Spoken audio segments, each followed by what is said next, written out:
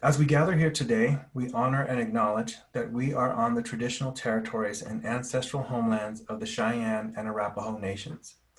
This area was also the site of trade, hunting, gathering, and healing for many other native nations: the Ute, Lakota, Kiowa, Comanche, Apache, Shoshone, and many other native nations.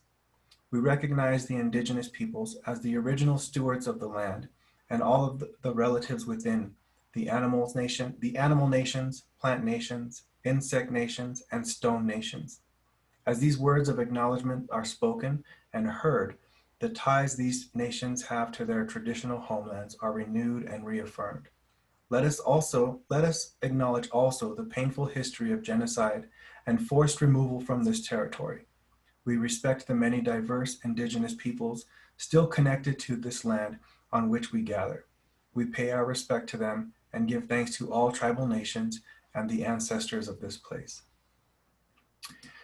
Thank you for acknowledging this land. My name is Abenicio Rael. I am the Director for Latinx Student Services at the University of Colorado, Denver. Thank you all for joining us this afternoon. I'm really excited for this particular event in regard to storytelling in La Llorona. I just recall I was very fortunate to grow up with both my parents and both sets of grandparents. And I just remember being told the many variations of La Llorona. First, it was to scare you as a kid, to make sure you were straightening up and behaving in a certain way. And even today, I sometimes get in trouble for scaring my kids with La Llorona. Um, but as you grow older, you kind of grow a little bit more interested into the variations of the legend of La Llorona. And so I'm really excited about our storyteller today, who has assured me that I have not heard this version of La Llorona, so I am very interested. A funny story about our storyteller today, who actually works in the Chicano-Chicana Studies Department at MSU Denver. I've known this person for quite some time and have done a lot of work with this individual, and I never knew that they were a professional storyteller. I reached out to History Colorado for this particular event, and they highly recommended this individual. And when I reached out to them, I was like, hey, Rene, like I had no idea. So I'm really excited to have Dr. Rene Fajardo with us this afternoon. And Dr. Rene Fajardo is a mother of seven and cultural activist who has spent the past 30 years preserving and promoting the Latino mestizo culture of Colorado through her work as a storyteller and writer. She has co-authored the numerous books in the Tummy Tale series, Holy Moly Guacamole, plus seven others that preserve family food traditions of Colorado. She has collected hundreds of articles about Chicano Hispanic culture, historic insights, and artists of Colorado. She is the co-founder of the Return of the Corn Mothers Project, a national traveling exhibition, which highlights women's stories from the South, from the Southwest. Since 2010, she has been the director of the Metropolitan State University's Chicano-Chicana Studies Journey Through Our Heritage program, a program that places university students of color with local high schools and middle schools as mentors. Her longtime maestra, renowned Colorado Mexican folklorist Rita Flores de Wallace, born in Galena, Nuevo León, Mexico in 1937, has passed on several little-known La Llorona stories that Dr. Fajardo will retell. I want to encourage you all to put your screens on the speaker view for our storyteller this afternoon, and please help me in welcoming Dr. Rene Fajardo.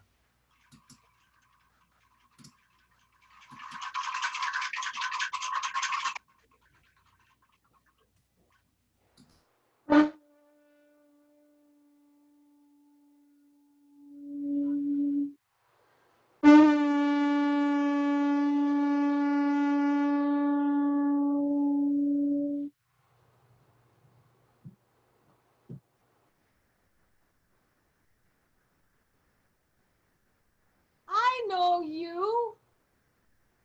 I know all of you. All of you. blood of my blood, heart of my heart, soul of my soul. I know all of you. For 500 years, I have been entwined in your genetic DNA. From the Yellowstone River banks of Montana. Yes, Montana. Our people traveled there in 1824 as part of a fur trading expedition. They weren't good fur traders, but they were good cattlemen. And yes, they told their children, if you play by the river, you will be taken by me. I know you. All through Antonito, Alamosa, Penasco, Mora, the Acequias, the Arroyos of New Mexico. You know me. I know you. That if you are a drunken husband, a cheating lover, a disobedient child, yes, I will come for you. But even farther than that, farther into the Tejas providences. The story, 1790, a different one, where a jealous neighbor tells his compadre, listen, your wife is cheating on you. Your wife is cheating on you. Your children aren't your children. It was not true, of course, but the ranchero decides that he's going to go out and hang his wife and his children, but his servants, they have a change of heart and let her go, and she escapes, but the children fall into the river with her and drown. That's from the Tejas province. Go farther south into Mexico City, Tenochtitlan, where you think that I am Cortez's lover, who drowned my children because he was going back to Spain. This is not correct, but that's okay because I know you. And if you go even farther south, no matter where our people are, where they have been, I am there in Venezuela,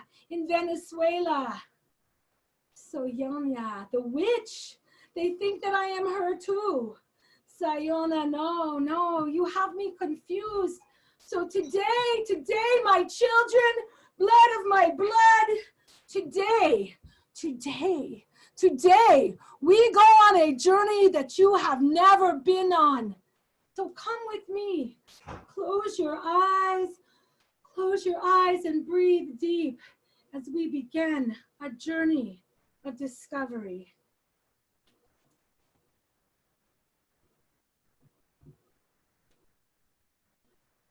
I want to take you, first of all, to what we now call Mexico. We are going to go into the spring of 1519.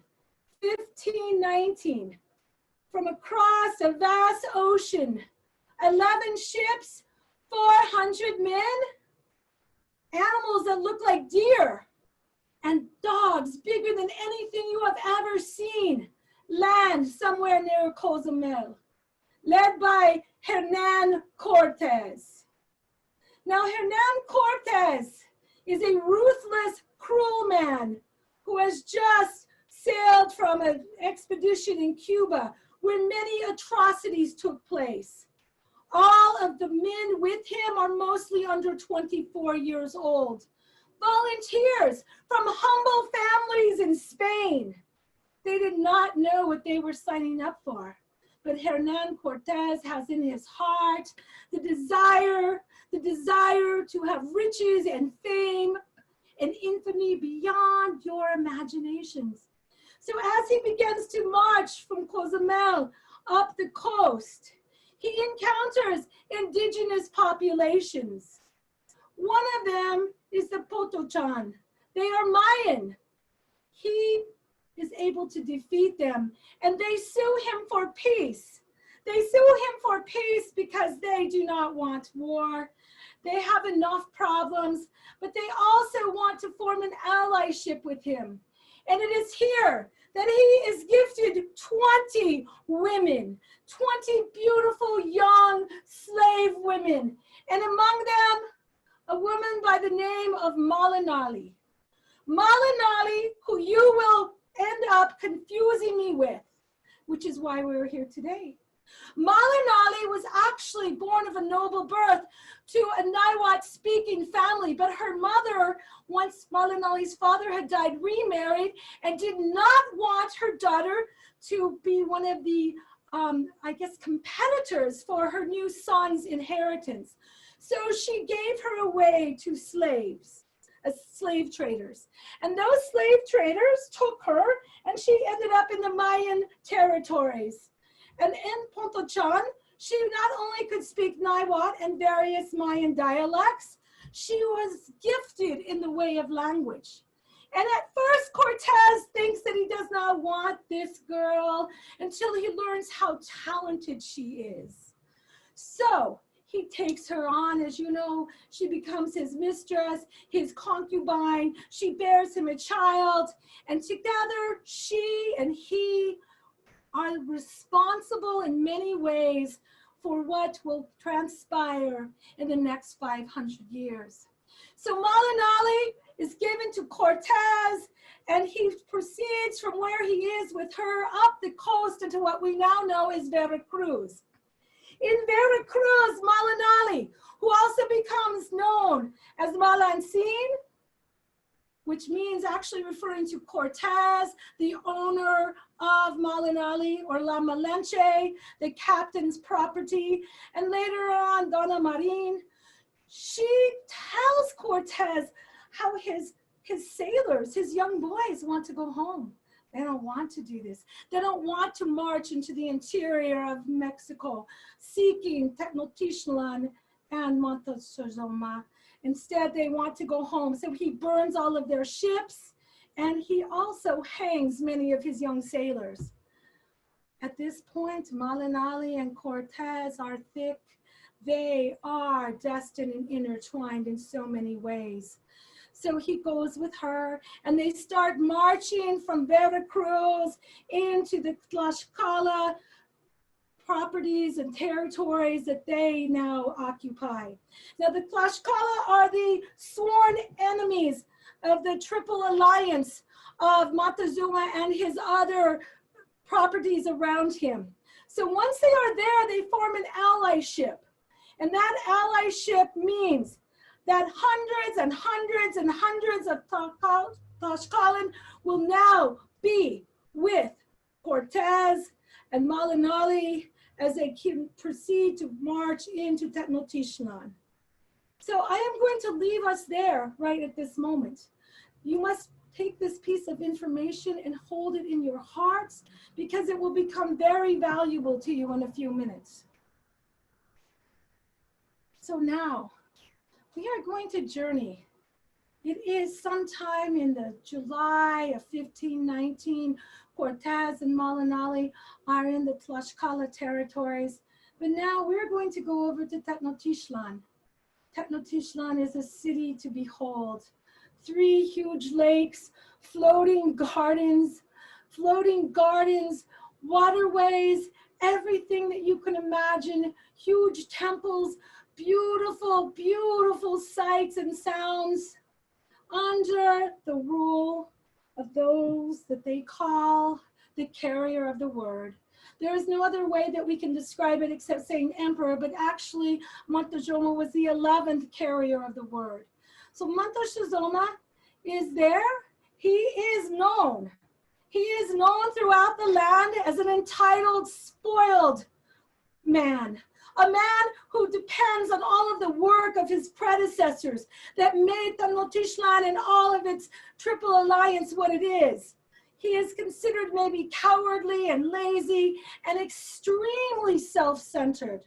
But if you are minding your own business and taking care of everything, you probably don't have too much to worry. This is where I was born. I was actually born at about 1500, the same time as Malinali. I was born to a very humble family, unlike Malinali's. My family tended the gardens. We grew beautiful flowers and vegetables, and my life was beautiful until I turned about 14. At 14 years old, I was married to another farmer. His wife, unable to bear him children, suddenly disappeared. My family thought this would be a good match. He was older, he could help provide for all of us. And so I was married to him and bore him children. Unfortunately, my husband was not a kind man, nor was he a gentleman, but he was an ambitious man. There are several ways that somebody born of our status could raise themselves in the ranks of our Tenochtitlan. And one of them is through military, and another is through doing something special, something so special that you are taken notice of. So why I give you this piece of information is because it is important. I want you to rest for a moment, and I want you to think of my life at this time in Tenochtitlan. And I want you to think back now about the things that might have occurred in 1509. There were rumors in 1509 that a great fire came through the sky. It was the first of many omens, but it was 10 years before.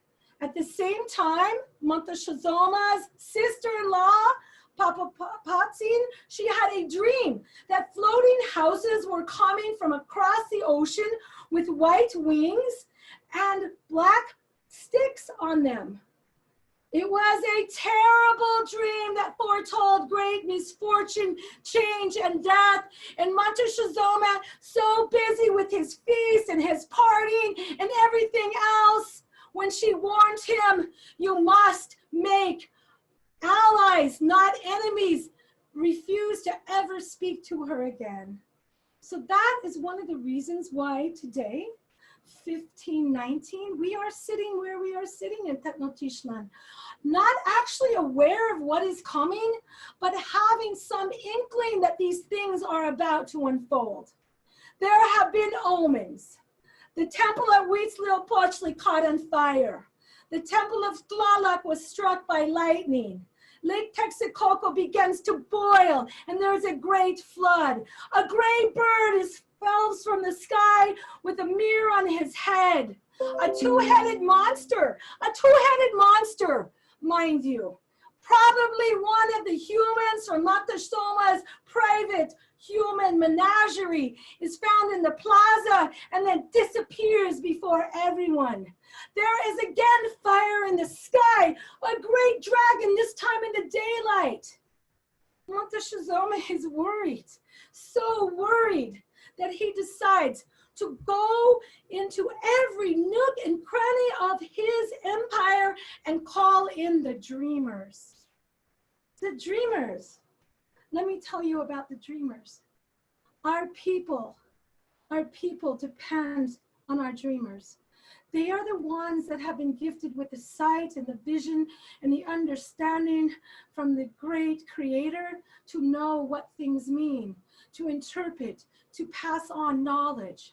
So from far and wide, everyone came that was a dreamer.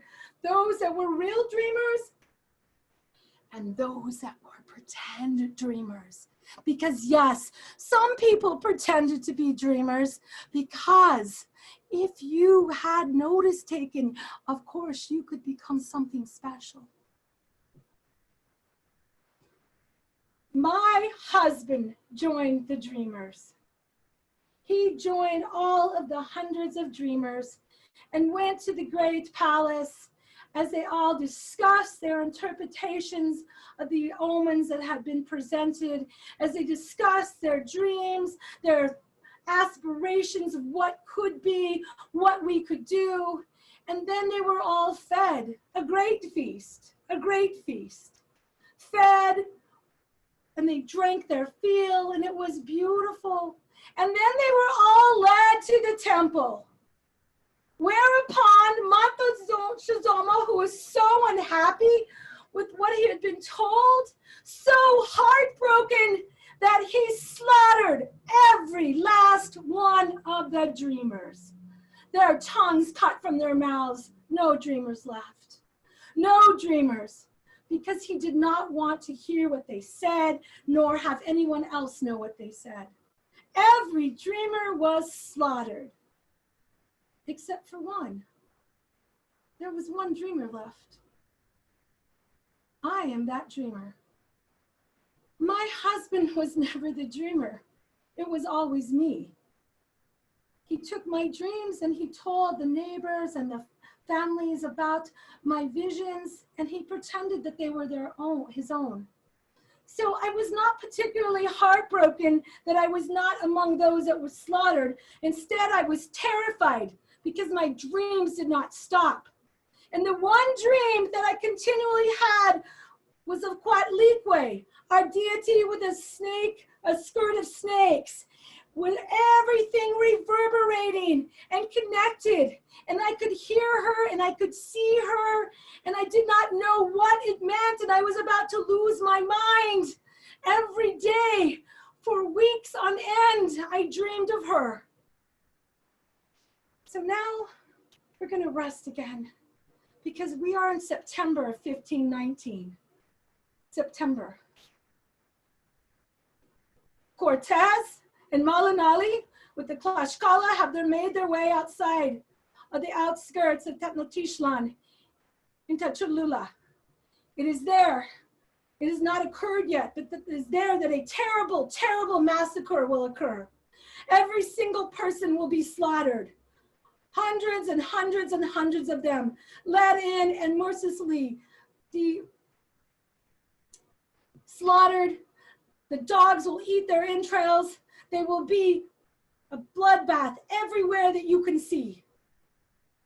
And I, at Tenochtitlan, wake up one night and I see it clearly. I see what is happening. And I start to wander the streets, crying, my children, it's too late, we must leave. I do this for 7 days. And finally, when I am so out of my mind with grief, I take my children, my two hitos, and we go to Lake Texcoco, where we grow the beautiful gardens. And it is there among the flowers and the beautiful vegetables and fruits that we grow that I make my children one of the remedies to help them sleep. And as they are going to sleep, I push them farther and farther into the lake. And eventually, when they are silent and there is no breath escaping from their bodies, I too began to walk farther and farther into the lake. So grateful that death will take me, because I have spared my children the horrors of what is coming from Cortez and Malinali. I have spared them the sorrow and the pain, and soon my children and I will be gone. We will not be here. We will be lifted out. And then she appears, Coatlicue, with her great massive skirt of snakes. And as she moves, I see my children's souls coming from the water into mist and spreading into the air. And Malinali, who is coming with Cortez, I still feel her coming, and I am scared. I am scared because why am I still here? And Coatlicue says to me, change is inevitable in all times. Human beings everywhere are connected. Your children are not just these children, but children that come from us from this day forward forever and ever, as far as you can see. And you will be there with them, La Llorona. I will lift you up. You will become mist, then rain from the clouds into every river, every lake, every acequia. And wherever our people are, you will tell them, we are connected. The least of your actions affect all of us forever and ever. And even as you mix in and marry other people, you are still part of us. And you will listen to our words, and you will heed what we say. You will not make the same mistakes that have gone before you, because if you do, I I will be ready and I will take you. And if you do listen, then you have a chance to walk by the rivers and have the dew from the trees drip upon your face and enjoy your life. But you will listen and your children will listen. And that is why for 500 years, every place that you are, every place that your children are, every lake, every river, every body of water, I am there. I am part of it. And you will listen to me. We will be better. We will be people with hearts. And those who are not ready, I will take you with. Thank you. That is the La Llorona story as related to me by Rita Wallace, my teacher. Nay! And so now, this is the first time, I don't know how to do this. This is the first time it's taken me 20 years to tell this story because Rita Wallace, and she's like 87 now. We're hoping to have an exhibition with her work and her stories. But Rita told me this story about 25 years ago. And it was not until most recently that I was trying to put together the pieces of how this story could have been. She was adamant that the story was about La Llorona was doing this of mercy to prevent her children from being torn apart by the great mastiffs. My friend and brother, David Young, just wrote a book called Magical Feather. In this, he also recounts, and you can get this at magicalfeather.com, he recounts the stories of the atrocities in the Carib and basically talks about La Llorona in the same way that I have. So Rita Wallace has been telling this story, and I swear I was getting ready for this and I had this beautiful dream of one of the dreamers. So I had been talking with my teacher a lot. So I was very excited. This is the first time. I was a little nervous, but I thank you for listening. And I'm hoping now that we could possibly open this up to questions or maybe stories that you all have about La Llorona and give us some. I know Rita is going to be thrilled that her story has finally been told. But I just thank you so much. So I guess I'll just give it over to Abenicio and let you, Abenicio, facilitate. Okay, so thank you all so much. Rene, thank you so much. That was just amazing. I can't hear. Let's see. Can you hear me now? Oh, I can't hear you. Can you hear me?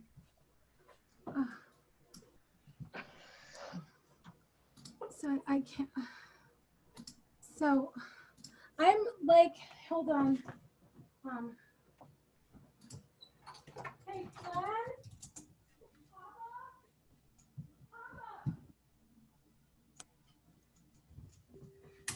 Can others hear me? I can hear you. Okay. Yes. I think Rene might have two Yes. devices on. Anyway, she's exactly right. I'd never heard that story before, and I appreciate the history that came with it. Rene, can you hear us? Yeah, now I can hear you. Okay, awesome. I was just saying that you were exactly right. That is a story that I had never heard before, and it takes it back even further. I remember when I was a kid. So my family's from New Mexico, and from really small towns. Two small towns. One is from Roy, New Mexico. Others from Mosquero, and others from Cerritos, New Mexico. And they all talk about the river that runs through Santa Fe, and that was the birth of La Llorona. So there's so many versions and variations, and I really appreciate this one because it got back to the history and really the birthplace and the coming of La Llorona. So we'll open it up to questions, relations, things like that. Any comments, however anyone wants to engage and participate, what your versions were that you heard growing up and things like that, and how you continue to keep the La Llorona tradition alive. I actually just want to chime in. Renee, you did an amazing job. Like you really, wow, I'm speechless. Actually, you did a great job, Renee. Thank you. So I think one of the things is that so there's like in a lot of there hasn't been a great deal of academic research done on La Llorona until I think fairly recently. There's been people are starting to like really do this, but I think the one thing that is like really important, because I don't know, like we do a lot on like the Virgen de Guadalupe and Tonantzin, but I think that one thing is like as people begin to solidify and codify all of these stories and whatever way academics do. I run a program, so but I think it's very important for the researchers to have the stories regionally, because I didn't actually know there was La Llorona stories up in Montana. That go back a long time. So maybe if we could come through with everyone that's here, I don't know how many there are of you, but there's 24. Maybe you could all just tell us where you came from and like your La Llorona story, because I think it is pretty fascinating about how dispersed and far and wide, even in Venezuela, they believe that the stories originated from Mexico with Cortez and then that kind of confusion with Malinali. But I just am so fascinated. I'd like if we could hear from everybody, that would be great. So I see Jolene right there. Can you go? I'll call you guys out. I'll say. So she's muted. Hi, can you hear me? Yeah. Oh, my name is Jennifer Munoz. I was born and raised in El Paso, Texas, which is a border town with Juarez, and it's divided by the Rio Grande or Rio Bravo. And I used to live in a house that was pretty close to the border, to the river. And my parents used to tell us about La Llorona, and we had to be inside the house by a certain time, or La Llorona would come and get us. And, you know, being kids, we were just like, oh, whatever, you know, and it's just a story, parents just trying to scare us. And one day we just weren't listening. And so we finally came in and we were in trouble. And my auntie who was staying with us at the time, she went outside the house and we were in the room complaining about how we had to come in the house early. And so she snuck outside and she started, you know, just kind of saying, ay, mis hijos. And we all just became quiet real quick. And we were like, what's that? And we heard some noise outside in the window. And all of a sudden she just slams her hand on the window. And she's like, ay, mis hijos, like a lot louder. And we all freaked out. We ran into the bathroom. We all somehow fit in the bathtub. And we were all screaming and crying and just saying we're sorry. And after that, we never argued when my parents, and for a while we didn't go outside until my parents were like, oh, well, you guys can go outside. You guys just need to come in when we tell you to. And so we finally went back outside to play. But as soon as that sun started to set, we were in the house and scared for the rest of our lives. I'm curious, did you hear the Tejas story about where the ranchero was actually going to go hang his wife for being unfaithful? Have you run across Yes. that version? After a few years, I did hear that. I mean, not in full detail like you told your story, but I did hear that version. We heard the version, and we never really, my parents never really told us the story. It wasn't until I was older that I started doing a little bit of like, where does La Llorona even come from, and why is she looking for her kids? And so I did hear that. And then, you know, of course, there was the version about like the being unfaithful and her drowning her kids and then wanting them back, and then the version of her having to get her kids back so she could get into heaven. You know, just all those other versions except the Interesting. one that you said today. So interesting. So can I guess I might like maybe you all could call on each other, but I did call Jolene. Do you have a story? She's not. She's muted though. Benicio. I think she's asked to unmute.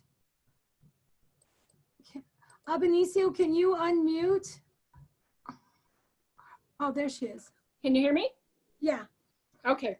I'm from Salida, Colorado, and my family's from, our heritage is from Southern Colorado, Northern New Mexico.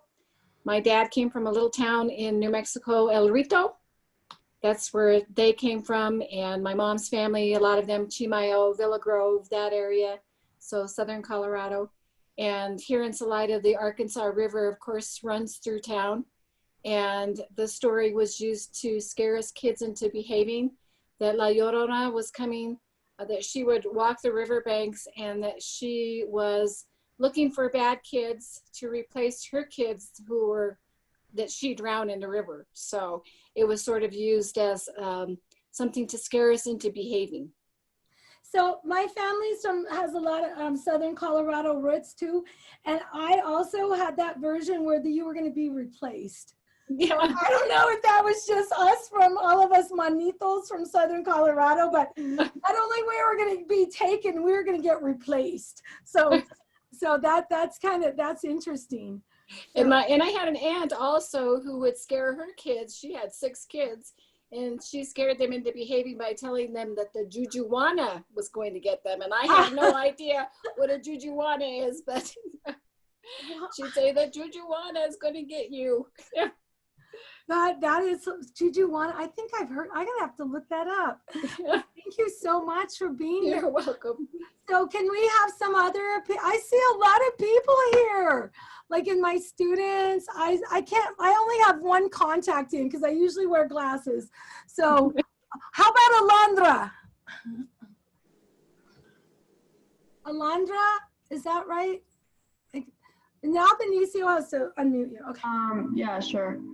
So are we just saying like what we've heard of La Llorona? Yeah, what you know. Yeah, okay. So yeah, my name is Alondra. I'm from Aurora, Colorado. My family is from Guanajuato, Mexico. And I just heard like the basic stories of if you're a bad kid, La Llorona is gonna get you or stuff like that. Just the basics. Nothing special. So are you a Metro student or CU Denver? CU Denver. Nice. Well, thank you for being here. Thank you. I can just, Benicio, you should call on people. I feel bad. I feel like I'm in class. So, oh, okay. I'll keep calling people. Kendall. To share, yes. I see you, Kendall. Funny enough, I actually first heard about it being very interested as a kid into local legends and myths. Blair Witch Project kind of, as a kid, brought that up in me. And I actually knew of the woman in white first. And then understanding the woman in white myth and understanding that it was actually derived from a South American concept is how I actually initially heard about it. Also, because it wasn't a part of my culture, being Black, we don't necessarily hear that, but being a big fan of horror movies is also how I was exposed to it as well. And where did you grow up at? I'm from the East Coast, so I'm actually from Atlanta. So in Georgia, I know that I have some friends that are from Georgia and in Louisiana, so like down there, the swampy states. So do you have a lot of stories though of other women entities that have to do with water? Yes, it's the woman in white. The woman in white it's usually associated with water, even if it is in the woods. It could be by a river or a stream, but there is a water symbolism like element to it.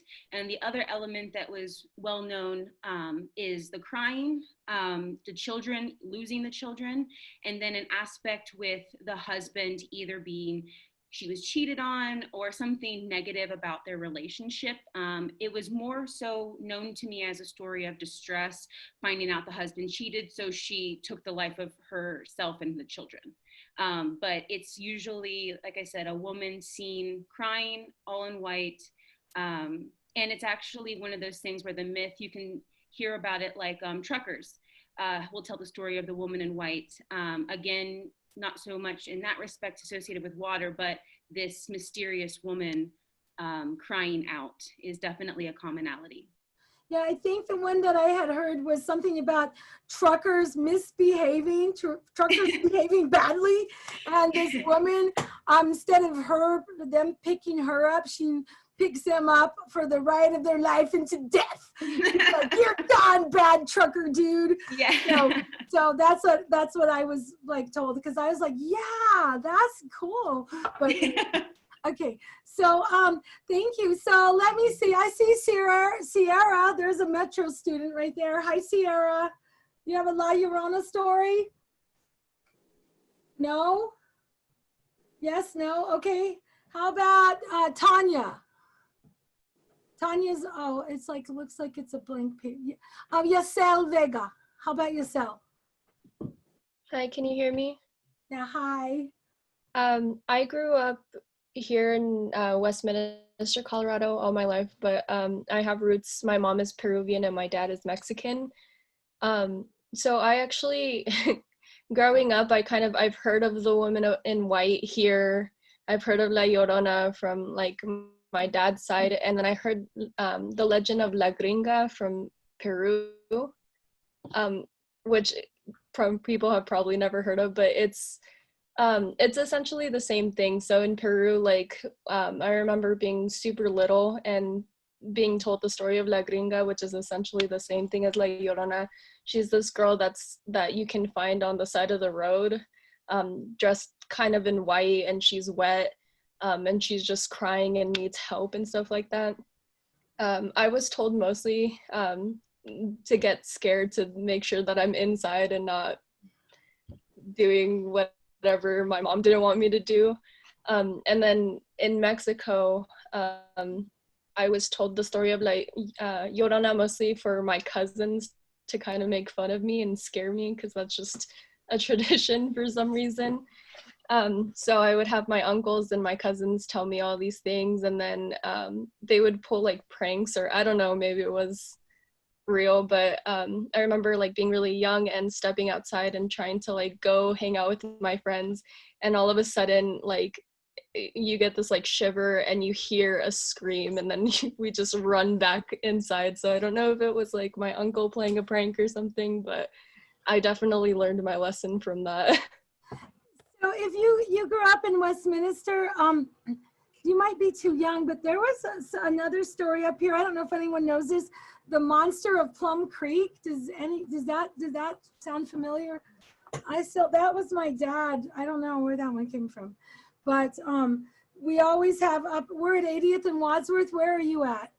Are you like around that? I'm on 80th and Federal. I've heard of the name, but I don't know the story. Yeah, so I know that when there's some roads that when we were young, if you went out because after my family moved up from Denver, because people don't think there's lots of gente up in Westminster and North Glen. There's a lot of us now, but there's like some creepy things when you go farther west that would like in the ditches, like all the little where you catch crawdads, there'd always be stories of like if you go over there, there's you're going to be taken and things. So there's like kind of scary things with water. So thank you so much. How about Amanda?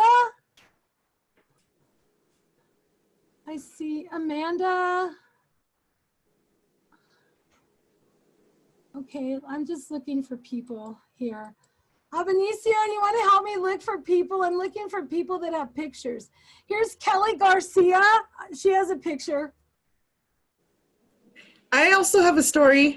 Oh, Nettie, I see you. Oh, I actually don't see you, but I see your name. Hi, Nettie.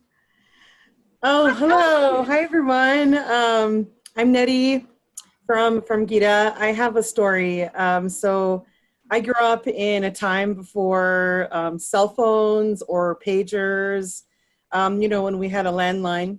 And there was a rumor in my elementary school that somebody had the phone number to La Llorona, and that if you called this number, you could hear her wailing. And if you called, you would be cursed by La Llorona, and she would come get you, you know? And so one day we were hanging out at my friend's house, and someone had gotten the phone number off of some bathroom stall or something like that. And so we called, and we heard this wailing on the other end of the phone, and we all started screaming and were scared for so long. And then many years later, I got my very first job working at an office, and I heard the same wailing of La Llorona, except it was a fax machine. So we had been calling a fax machine, and this phone number had been spread all over the school about La Llorona, and it was actually just the sound of a fax machine, which, I don't know, I thought was kind of funny. Hey Nettie, one, thanks for sharing your story, and thanks for, you know, your partnership with this amazing event. And I'm actually curious to hear, like, because somehow like synchronicity took place, and the movie screening, the movie showing is this afternoon, and you played the role of making sure that we had this movie as part of the event. I'm curious as to why you selected this particular movie when there's so many different. I think I've seen like 4 different movies in relation to La Llorona. Yeah, so I think folks are probably most familiar with The Curse of La Llorona, the trash film that came out in Hollywood not too long ago. And the reason why I chose the 2020 version is because it is written and directed by a Guatemalan director. And it is set in Guatemala, and the director really kind of took an opportunity to reimagine the story of La Llorona while also interrogating the dark and political history of Guatemala, in particular the militarization, the genocide, and the erasure of indigenous folks. So I found it to be a particularly compelling imagination of that story. And I've seen all the films out there, and this one by far is the most thought-provoking. It really kind of calls you in to sort of think about things like genocide, and think about our histories in Latin America, and think about the way women have been conditioned, right, through gender, which La Llorona's story is a part of that. You know, it touches on issues of sexism, issues of colorism and colonialism in our history. So I thought it would be a great choice over the trashier Hollywood version. Nettie, can I ask you the question, because you're with Gita and she's with Metro with us.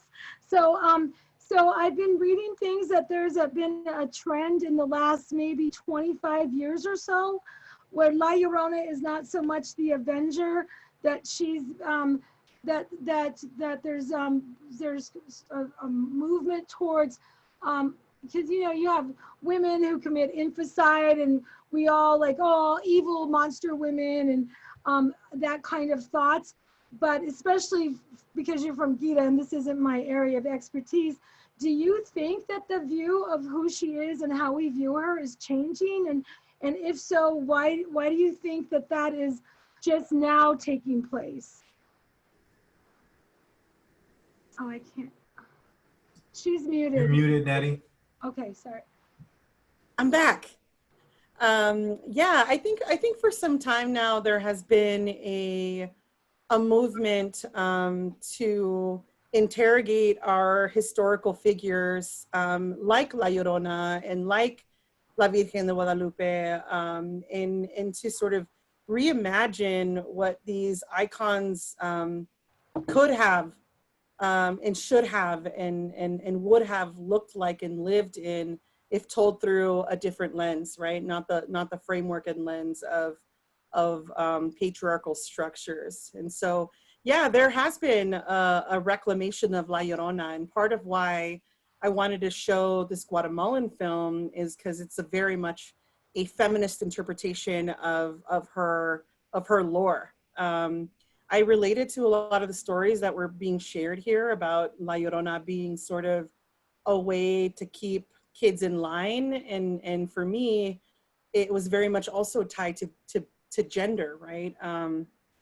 It's sort of being trapped almost in a category of what kind of feminine representation was and was not allowed in our culture.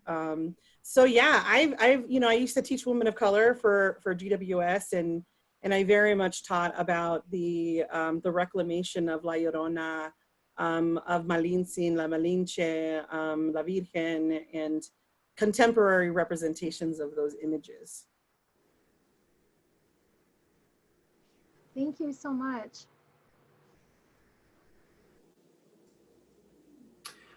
Thank you everyone for joining us this afternoon. We have time for about maybe one or two more tales or questions or comments, anything else that you would like to share as well. I want to read a little bit from the chat. We have from Michelle Ruiz. I'm from Colombia, where I also grew up with the legend of La Llorona. And the version I grew up with, La Llorona fell in love with a man and she drowned her children to be with him. She then drowned as she regretted killing her children, or drowned, I'm assuming drowned herself. I also grew up hearing about La Plata Sola. She seduces men and then kills them as revenge for the man who chopped off her leg. Interesting. Michelle, would you be interested in chiming in a little bit more about a couple of those stories?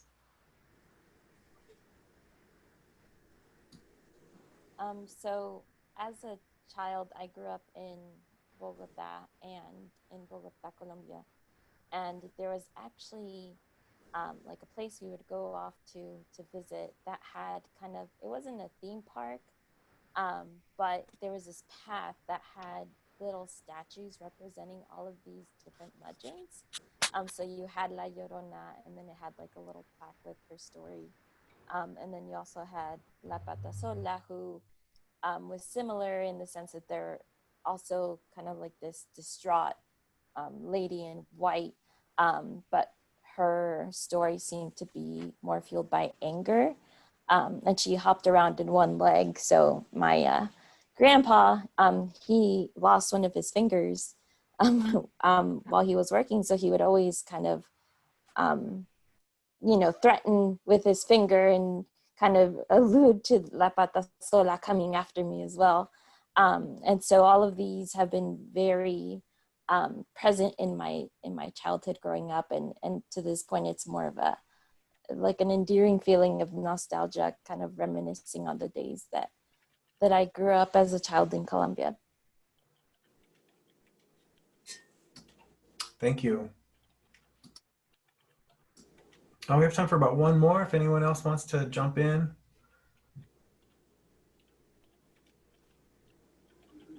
I want to make sure that I give a shout out to Gita, who sponsored this event, and to Nettie. Thank you so much for your contribution. I also want to give a shout out to our Latinx Heritage Month committee, CCD Student Life, MSU Denver, CMEI, Gita, the LGBTQ office, the Chicano Studies at MSU Denver and CU Denver, Latinx Student Services. Please be sure to join us this afternoon at 4 o'clock. You can use the same link for the movie showing. We also have several other events coming up on October 6th. We have the Latinx History of Colorado. And then also check with your respective institution for other events that they have for Latinx Heritage Month. Dr. Fajardo, I want to say thank you so much for this. Oh my God, I feel like I was at like a virtual Broadway show. And I want to say thank you for spending time with us. And again, you're absolutely right. That is a story that I had never heard of before. Well, I just want to thank you so much, and Nettie and Sonia, because I don't normally do this. I came out of retirement for you guys because, and Aretha Wallace's story, hopefully we'll be able to have and do things with her. She was really one of the people that was responsible for bringing Dia de los Muertos and Dia de los Niños here and training a bunch of young artists such as myself at the Chicano Humanities Arts Gallery so many years ago, 35 years ago. This story has been waiting to be told since she's gotten to be, not so, it's more frail and things, but I thank you all for giving me this opportunity, and all of you. I wish that we could like collect everyone's stories and we could do like a tri-institutional La Llorona storybook, but thank you, Nettie. You're like a great inspiration, and Albenicio, thank you. When you asked me, I was like, no, I don't want to do this, but thank you. Thank you so much. Oh, thank you, Renee. We really appreciate it, and thank you for doing this for us. We really appreciate you. Oh, I didn't mean it like that. I did it because I would not have even thought of it. I would have gone, nah, it's too much. But I love you guys so much. I was like, maybe I could do it. So yeah, it wasn't a problem. It was just like I was like, oh my God. So, we love you too. Thank you. Thank you. Of course. Again, this storytelling session was recorded, and it will go up on YouTube. And we will share the link with you all via email once it does go up on YouTube. And please share with family, friends. And Renee, it is recorded, so I can't wait to watch it again. Okay. I'll be embarrassed, but thank you so much. Thank you all that were here. I wish we could have listened to all your beautiful stories. And again, just as like, maybe I'll start storytelling again. I don't know. I think that's a passion calling for you. So we'll see. Anyway, many blessings to everyone. Asamochi and Omoteo. Thank you everyone so much for joining, and we'll see you this afternoon for the film showing. Have a great afternoon. 4 o'clock, Nettie? We just go on here at 4? Yeah, yep, Okay. Just come back to the same link at 4 o'clock. And my students that are here, you have to go into MS Teams now. Okay, you're not off work, sorry. Okay, thank you so much. Thank you.